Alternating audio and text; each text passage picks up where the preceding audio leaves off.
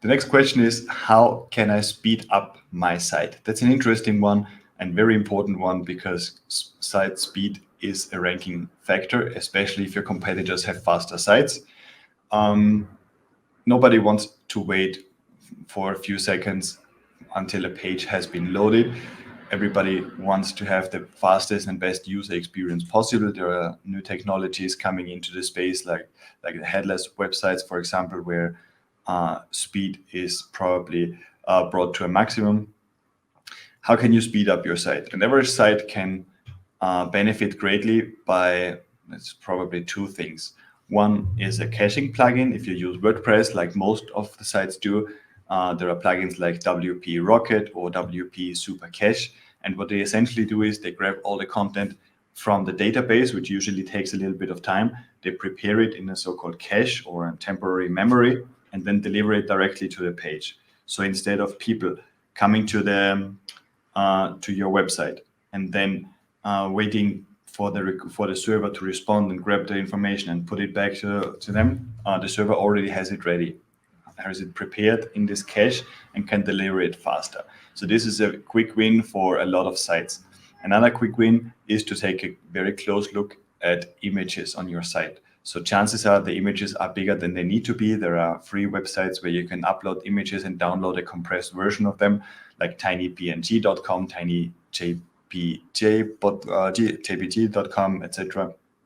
Compress.io, I think, was another one. You can certainly make sure your images are as small as possible. Don't reduce their size just within WordPress. Make sure you use the appropriate size. So the browser doesn't have to load a big image and do the downsizing if possible. So there is definitely some things you can do about this.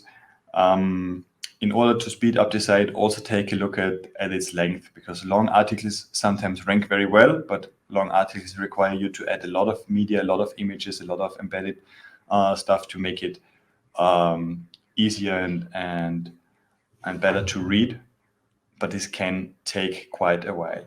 So I would say first check out who is ranking before your site and see if speed is an issue, if they are faster. If they're faster, you definitely need to match their speed. Second is check out if you have a caching plugin, check out if it's activated. We sometimes see plugins that are installed but not activated or configured properly.